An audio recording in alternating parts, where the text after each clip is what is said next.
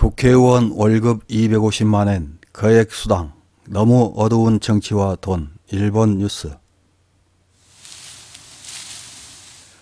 노회한 고령자들이 주도하는 일본식 의원 내각제는 국민들의 삶을 힘들게 하는 정치를 합니다. 자신들은 전 세계 가장 높은 수준의 임금을 받으면서도 국민들에게는 낮은 임금을 강요합니다. G7 선진 경제대국이라고 하지만 평균 임금은 G7이라고 명함도 내밀지 못할 정도로 낮습니다.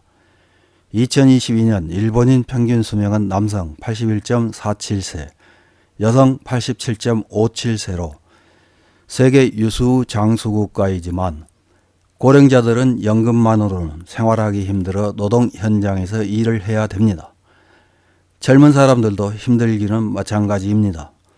일본에서 비정규직으로 일하는 사람은 약 2,100만 명으로 전체 노동자 중 약 37%를 차지합니다. 비정규직 70%가 여성이며 여성의 낮은 임금은 현저해 연수입 100만엔 미만이 41.2%, 100만에서 199만엔이 38.2%로 일을 해도 생활이 어려울 수밖에 없는 워킹푸어 상태입니다. G7 선진 경제대국인 일본의 상대적 빈곤율은 15.4%로 15.1%인 미국과 함께 상당히 높은 비율입니다. 못난이 삼형제 인형처럼 딱 붙어 쫓아다니는 우리나라 역시 15.1%로 높은 비율입니다. G7 국가인 일본, 미국과는 달리 상대적 빈곤율이 가장 낮은 프랑스는 8%이며 G7 국가가 아니더라도 북유럽 국가들은 6에서 7%대의 낮은 비율입니다.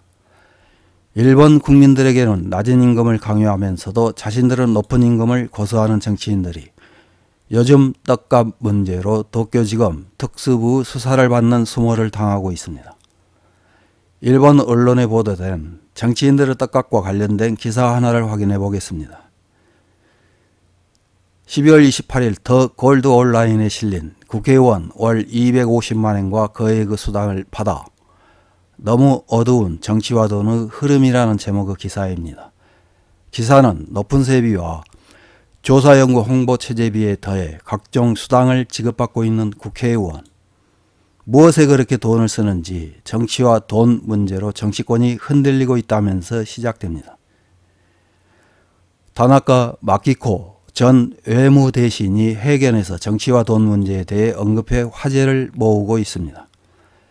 국회의원의 세비는 월 129만 4천엔이며 중의원과 참의원 의장은 217만엔, 부의장은 158만 4천엔입니다.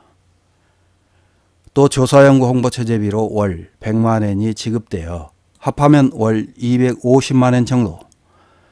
다나카시의 재임 중에는 조사연구 홍보체제비가 아닌 문서통신, 교통체제비로 월 20만엔이 지급되고 있었지만 눈부신 속도로 금액이 오르고 있는 것을 알 수 있습니다. 직책이 있으면 직무수당도 가산되어 다나카시의 장관, 재임 중에는 월 30만엔이었다는 것. 지금은 더 늘어나고 있지 않을까라고 말했습니다. 게다가 자민당 시절 여름과 겨울에는 얼음값, 떡값을 건네 받았다고도 말합니다.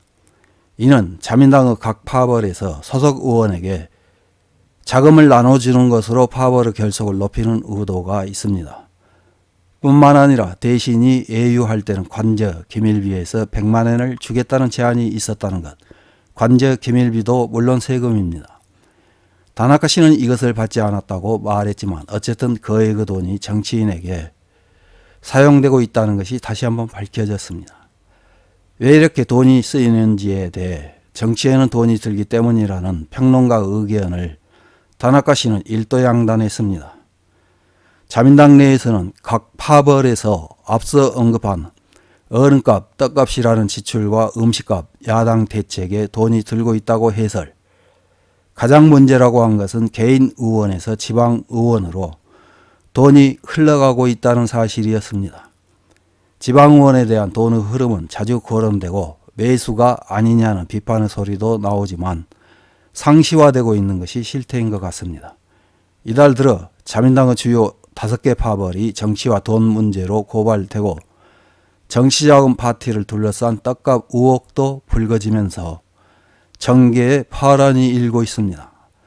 도쿄지검 특수부는 100명 규모 이례적이라고 할 수 있는 태세로 수사를 진행 중이며 27일에는 국회의원 해관까지 압수수색을 했습니다.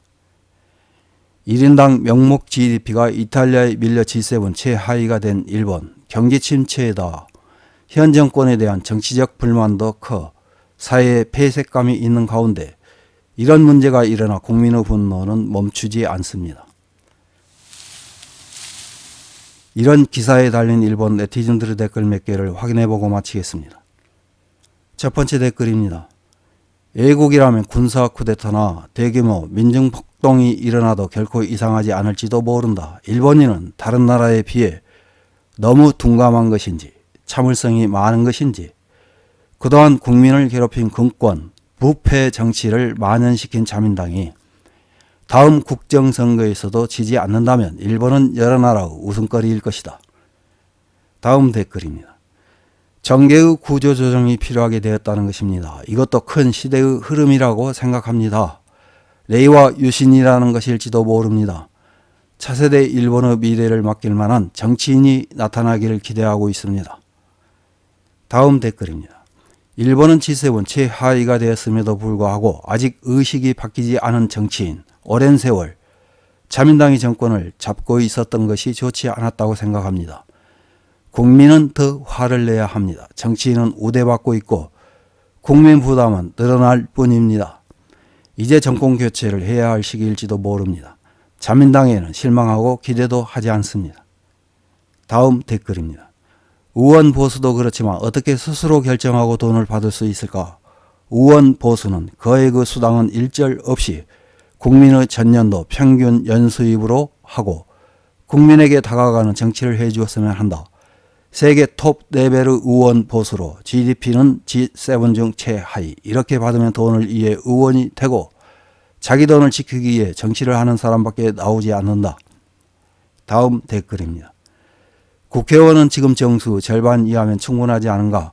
각 부처의 국가공무원이 정리한 자료를 읽고 누구나 할 수 있는 일이잖아. 언제까지 이런 일을 반복할 건가? 자기 생각을 자기 목소리로 발언하는 의원이 거의 없다. 의원 내각제의 대개정이 필요한 때다. 이상입니다.